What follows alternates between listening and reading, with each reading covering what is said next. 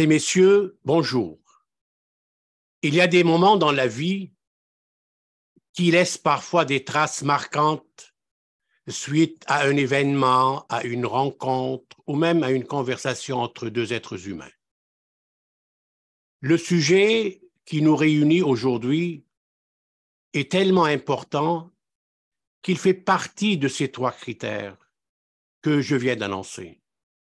En introduction, et ce suite à une conversation enrichissante avec la directrice générale de cet organisme. Madame Geneviève Bergeron, directrice générale de l'Association québécoise pour le loisir des personnes handicapées, et notre invitée spéciale, accompagnée de Madame Alexandra Gilbert, directrice générale adjointe de l'organisme. Mesdames, bienvenue à cette émission spéciale de Téléhandicap. Merci beaucoup. Je commence avec Madame Bergeron. Vous êtes la personne désignée pour nous présenter votre organisme et plus spécifiquement votre engagement communautaire pour répondre aux besoins urgents des personnes handicapées. On aimerait bien vous connaître tout d'abord et connaître surtout votre organisme. On vous écoute. Avec plaisir, mais je ne prendrai pas tout le crédit parce que je dis souvent qu'Alexandra, ma directrice générale adjointe, c'est la moitié de mon cerveau. Donc, je l'encourage fortement à compléter mes propos lorsque moi, j'oublie quelque chose. Donc, merci de cette invitation-là. On est très content d'être avec vous aujourd'hui à Téléhandicap. L'AQLPH, qui est l'Association québécoise pour le loisir des personnes handicapées, on est un organisme national de loisirs. Donc, on est reconnu comme tel par le ministère de l'Éducation et financé comme tel. Notre mission à nous, c'est de regrouper, concerter, outiller et représenter tous les acteurs clés du loisir pour les personnes handicapées qui travaillent au Québec. Et on le fait en se positionnant comme un leader et un facilitateur. Donc, concrètement, ça veut dire que chaque fois qu'on a une demande, si ce n'est pas nous la bonne personne pour y répondre, on se fait un point d'honneur de bien référer les gens à la bonne ressource. La QLPH, on travaille en réseau. Donc, on a 17 instances régionales qui travaillent dans chacune des régions du Québec avec une mission, je vous dirais, sensiblement pareille à la nôtre, mais à échelle locale et régionale. Et nos instances régionales ont un contact beaucoup plus grand avec les personnes handicapées sur le terrain. Donc, nous, comme on est un organisme national de loisirs, on a différentes choses qu'on doit porter. Donc, on est responsable de la promotion de notre champ d'expertise, donc le loisir pour les personnes handicapées. On est responsable aussi du développement de connaissances en participant à divers projets de recherche et aussi en faisant des outils. On met sur pied des outils, soit pour nos instances régionales ou pour d'autres organisations. On est aussi responsable des formations. Donc, à la QLPH, on crée des formations qui descendent dans nos régions et après ça, qui vont sur le terrain. On pense entre autres à la formation nationale en accompagnement, formation d'accompagnement pour les camps de jour. On a une formation de sensibilisation pour sensibiliser tout organisme aux réalités des personnes handicapées en loisirs. On a aussi une formation sur la programmation inclusive de loisirs et je vous dirais que ce qu'on fait beaucoup, ce sont des formations sur mesure. Donc, on est souvent appelé, par exemple, par un lieu de plein air, une municipalité, une organisation qui veut intégrer le loisir pour les personnes handicapées et qu'ils ont besoin de notre aide pour savoir comment faire. Donc, souvent, c'est des choses que nous, on fait. Donc, je vous dirais qu'en gros, ça présente bien notre organisme. On va parler amplement de tous ces détails à l'égard de votre organisme qui est partout ou presque à travers le Québec. Ouais. Maintenant, l'AQLPH offre certaines formations en accompagnement, en loisirs, pour vos membres et précisément pour favoriser l'acquisition et le développement d'aptitudes, ainsi que la participation complète de vos membres dans différentes activités culturelles, sportives, plein air, surtout plein air, j'insiste sur ça, et scientifique, un mot qui a attiré mon attention, le mot scientifique. Voulez-vous, s'il vous plaît, nous apprendre un peu plus sur cette formation qu'on va la jumeler avec le sport, avec le loisir, cette formation scientifique? Je vais laisser Alexandra répondre parce que tout le volet de formation, Alexandra, il travaille depuis son arrivée à la QLPH il y a 6 ans. Donc, je crois que c'est la meilleure personne pour répondre à cette question-là. Oui, bien, en fait, nos formations, on s'assure de colliger les informations qui nous viennent de plusieurs sources et d'être accompagnés, supportés par des experts dans le milieu, en fait, tant des experts en loisirs que des experts pour les clientèles, finalement, des personnes handicapées, qui vont nous amener finalement les meilleures connaissances à mettre de l'avant. Puis nous, notre rôle à la QLPH, ça va être de les vulgariser pour s'assurer que les participants et les participantes puissent s'approprier ces connaissances-là et les utiliser dans leur quotidien. Donc, dans le développement des formations, c'est là où on va utiliser, si on veut, là, le milieu de la recherche pour s'assurer d'avoir des formations qui sont vraiment qui sont à la qui sont finalement, c'est ça, qui sont modernes, qui sont au dernier goût du jour, finalement. Et quand on va parler d'accompagnement, un accompagnateur ou une accompagnatrice, avec la formation qu'on va lui donner, va être en mesure d'accompagner dans différentes situations de loisirs. Que ce soit en plein air, que ce soit au musée, que ce soit une journée complète ou juste une période de 2 heures. Donc, c'est là où on va parler de tout type de loisirs, loisirs culturels, loisirs scientifiques, le loisir avec un grand L, finalement. Parce qu'au final, on veut que la personne handicapée s'épanouisse, soit autonome, que l'activité soit adaptée à ses besoins. Et ça, peu importe l'activité de loisir, quand on va la former, on va donner ces aptitudes-là, ces acquis-là, finalement, au personnel d'accompagnement. Là, je reste avec vous, Madame Gilbert, parce que vous avez parlé un petit peu d'une responsabilité ou une sorte de certification avec vos formateurs. Là, ça veut dire vous avez une certaine certification en accompagnement en compte du jour d'abord, premièrement. D'ailleurs, est-ce que votre association a son propre programme certifié? C'est là où je retourne un petit peu à l'aspect scientifique. Qui sont les formateurs qui doivent acquérir des nouvelles connaissances sur les différents cas et besoins de votre clientèle? Est-ce que je termine avec une conclusion à l'égard de cet aspect scientifique?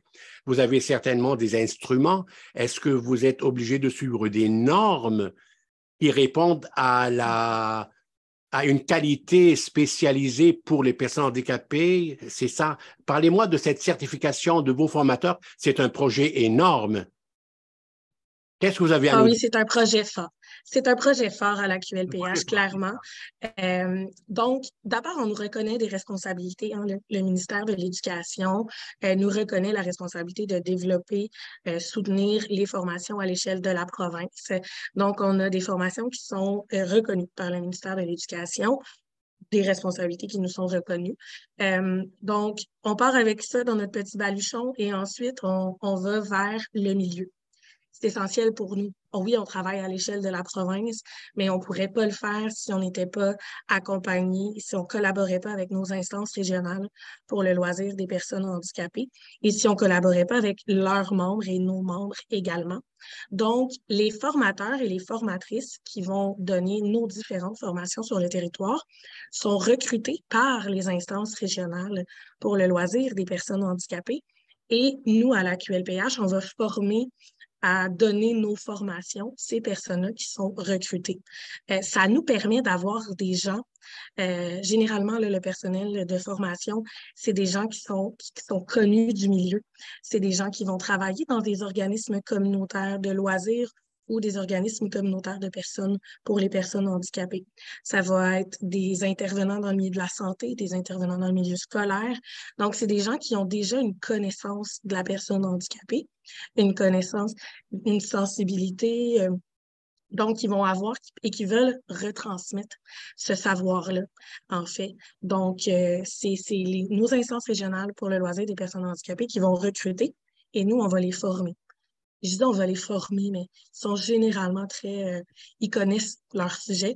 On va seulement leur montrer un peu c'est quoi notre matériel, nos outils pédagogiques, un horaire type d'une journée de nos différentes formations. C'est plus le contenant que le contenu parce qu'ils maîtrisent très bien là, le contenu. Nos instances régionales pour le loisir des personnes handicapées recrutent des bons formateurs et des bonnes formatrices.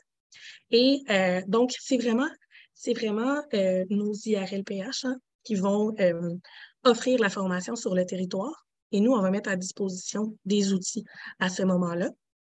Et c'est vrai qu'il y a une certification un certificat, un diplôme, si on veut, qui a été mis là, aux participants et aux participantes qui ont suivi nos formations. Ben, je vais terminer avec ce projet parce qu'il est vraiment impressionnant ce que vous faites et je ne vous le cache pas. Ça veut dire, êtes-vous par hasard un mouvement école? Et je dis entre parenthèses un mouvement école qui offre des services d'accompagnement à d'autres organismes suivant une formule de formation sur mesure? Si oui, comment ça se passe? Geneviève, je te laisse répondre. Oui, c'est une bonne question. Je n'irais pas jusqu'à dire qu'on est un mouvement école. Tu sais, je pense qu'on n'est pas assez gros à l'heure actuelle dans notre plan de formation. Oui, je ne vous le cacherai pas que nous, c'est dans nos cartons de développer encore plus la formation parce qu'il y a un besoin.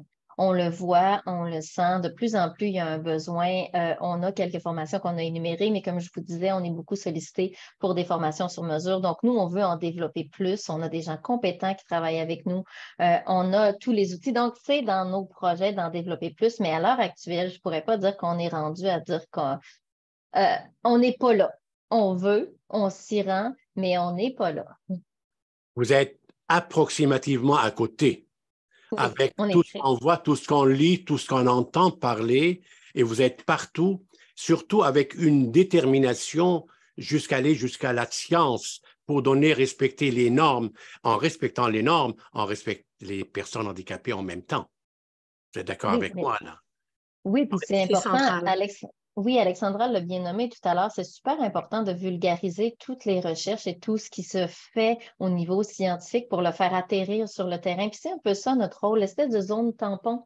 On a toute l'information, on a toutes les connaissances, mais on doit s'assurer qu'ils descendent bien sur le terrain et toujours, toujours dans l'esprit que ce soit les personnes handicapées qui en bénéficient.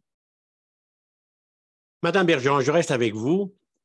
Votre organisme est un mouvement national, présent dans la majorité des régions du Québec.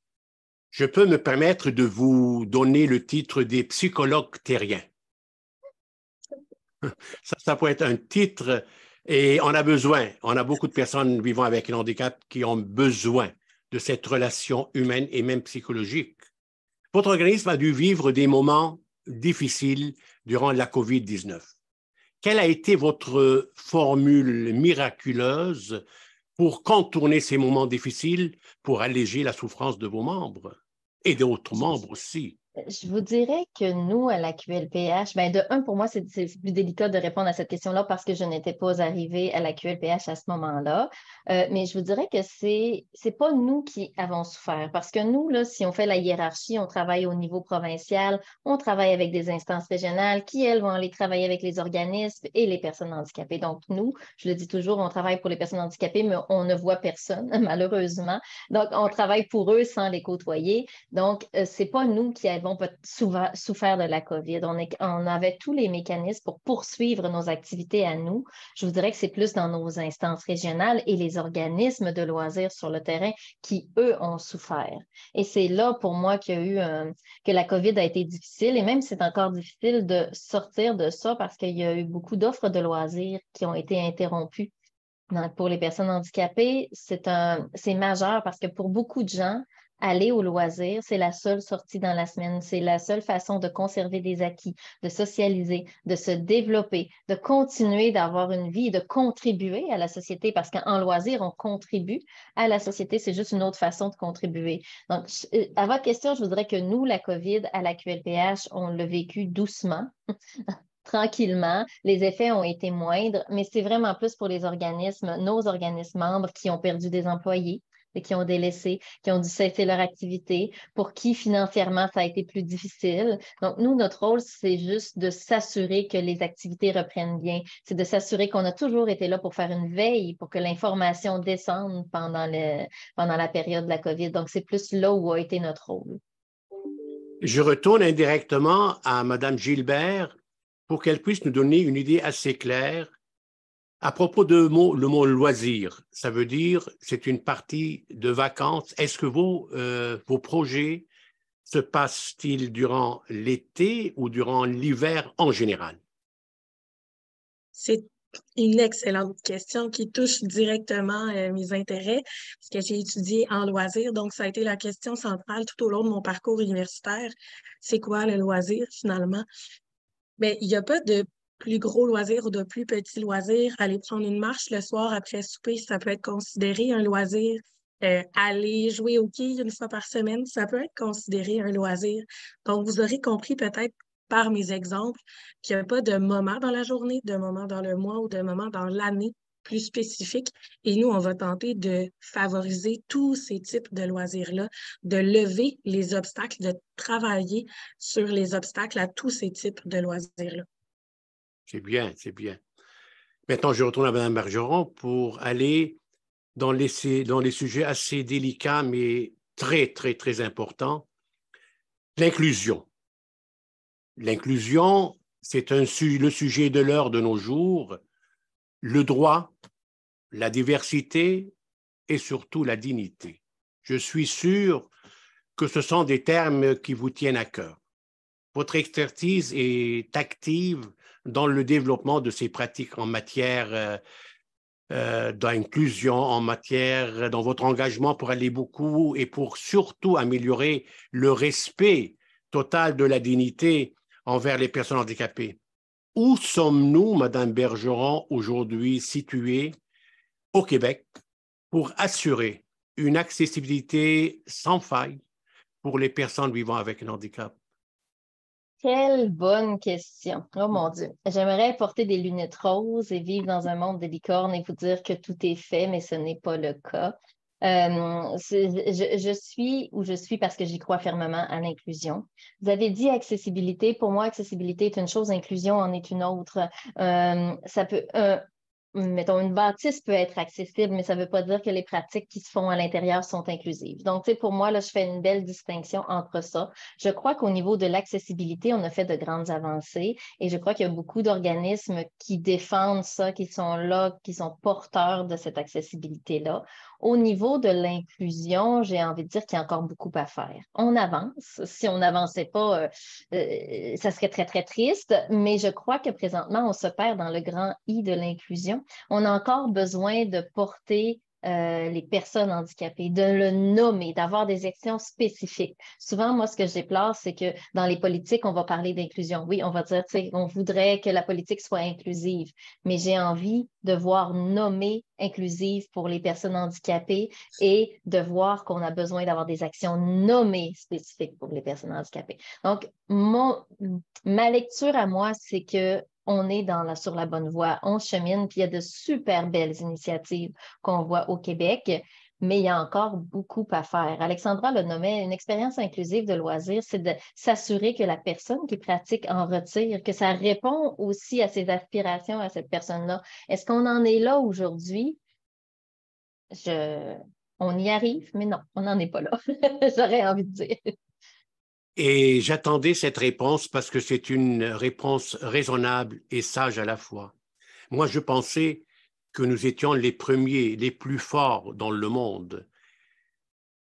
Il manque quelque chose à l'appel encore pour assurer cette inclusivité, pour assurer cette présence égale à égale, parce que nous sommes tous des êtres humains semblables, et protéger le droit et la dignité des personnes. Ça, c'est un élément extrêmement important. Votre réponse était sage et je l'ai bien comprise, mais quand même, on a besoin de demander à la personne de jeter un coup d'œil sur son voisin handicapé pour lui dire s'il aura besoin de quelque chose. Vous savez, on a réussi de signer une déclaration relative aux droits et à la dignité des personnes atteintes de paralysie cérébrale. C'est à titre de paralysie cérébrale, je vous parle, à Paris, à l'UNESCO, pour sensibiliser on a fait ça en collaboration avec des associations sœurs, on diffuse ce message. On n'a plus le droit de faire autrement. Nous sommes nés égaux et on doit agir d'après cette culture dans un pays, dans une terre démocratisée comme les nôtres. Là. C'est pour moi, c'est un élément extrêmement important. Oui, puis j'irais même plus loin. Tu sais, vous savez, chaque être humain a la même valeur pour moi, peu importe sa condition physique, peu importe sa condition sociale, chaque être humain a la même valeur et c'est ça qu'on doit inculquer à notre société. Et je pense qu'on doit aussi démystifier. On dirait que des fois, les gens ont peur de dire personne handicapée. Il y a tout quel mot on doit employer? Est-ce qu'on dit personne en situation de handicap, à besoin particulier? Pour moi, l'important, c'est de savoir que c'est un être humain qui a la même valeur que nous, que vous disiez personne handicapée en situation de handicap ou peu importe le vocabulaire, c'est de considérer l'être humain en arrière de ça. Et je pense que là, on a un beau travail à faire aussi, de juste considérer tous les êtres humains pour ce qu'ils sont et la valeur qu'ils ont, peu importe. Exactement ça, là. C'est juste ce que vous venez de dire. Maintenant, je retourne à Mme Gilbert. On va maintenant aller dans le domaine associatif et surtout vos unités, les unités régionales. Ça, j'ai appris ça et c'est un nouveau système. Parfois, il y a une fondation, une association, mais vous, votre côté pratique, ce sont les unités. Voulez-vous nous parler un petit peu de ces unités régionales de loisirs et des sports? Surtout, votre réseau est constitué de combien d'associations et d'unités, d'une part, et d'autre part, ce que je trouve le vice-versa magique comme formule pour atteindre les résultats aujourd'hui. Est-ce que la relation entre vous, c'est une relation quotidienne pour alléger le travail de chacun ou c'est une continuité que chacun fait sa part? Excellente question. Alors, l'Association québécoise pour le loisir des personnes handicapées regroupe 17 instances régionales pour le loisir des personnes handicapées. De ces 17-là, il y en a 6 qui sont constituées d'unités régionales de loisirs et de sport. Donc, il y a une personne responsable du loisir pour les personnes handicapées au sein de l'URLS. Et les 11 autres sont des associations régionales. Mais nous, on est très inclusif, même dans notre représentation, notre regroupement. On dit instance régionale pour le loisir des personnes handicapées. On regroupe toutes ces organisations-là. Et c'est une relation très quotidienne, là. On a différents moyens de communication, mais j'ai envie de dire qu'on travaille de concert. Geneviève l'a très bien nommé tout à l'heure. Nous, on a des mandats provinciaux. Mais ces mandats-là provinciaux, on les porte parce qu'on collabore et on travaille, on communique avec les 17 instances régionales pour le loisir des personnes handicapées qui, elles, vont chercher l'information de leurs membres, de leur activité, de la personne handicapée. Donc, vraiment, on travaille main dans la main. On s'allie finalement pour faire un très gros réseau finalement qui a un même objectif, favoriser le loisir pour les personnes handicapées. Donc oui, on travaille, c'est ça, quotidiennement. Il y a des projets qui vont être portés par la QLPH, mais qui sont travaillés avec des comités composés d'instances régionales. Il y a aussi des mandats qui sont portés par quelques instances régionales et que la QLPH va collaborer pour pouvoir rediffuser par après partout au Québec. Vraiment, c'est une relation, c'est ça. On se parle pas mal tous les jours. C'est très bien. C'est beau, cette conjugaison entre les deux parties, c'est une formule de réussite totale. Vous avez les porte-drapeaux pacifiques, mais vous êtes les organisateurs et les créateurs de ces porte-drapeaux pour aller de l'avant. C'est extraordinaire. En terminant, Madame Bergeron, vous savez, c'est très important de continuer à vivre ce que nous vivons tous ensemble dans le monde communautaire, mais c'est très important aussi d'envoyer un message quelconque. Avez-vous par hasard, en terminant, un message à envoyer à d'autres associations relatives à d'autres formules gagnantes, ou même, je dirais, votre formule magique? Premièrement, que faut-il faire de plus de la part des autorités pour l'amélioration de la vie quotidienne des personnes handicapées au Québec? Avez-vous un message à envoyer aux associations et aux autorités en même temps? J'aurais envie de revenir à ce que je disais tout à l'heure, ne jamais oublier la valeur de chacun des êtres humains et toujours continuer à porter notre message. On ne peut pas arrêter sous prétexte que l'inclusion avec un grand I est à la mode. On ne peut pas arrêter de porter notre cause. Donc, continuons à porter notre cause de manière positive. Continuons à ne pas oublier les personnes handicapées dans notre société. Et puis, pour les organisations, j'aurais envie de dire de faire une belle grande place à la vie associative. Tout le monde a quelque chose à apporter et c'est collectivement qu'on est plus grand et qu'on est plus fort. Donc, faisons une plus grande place à notre vie associative pour porter nos messages plus haut, plus fort et tous ensemble collectivement.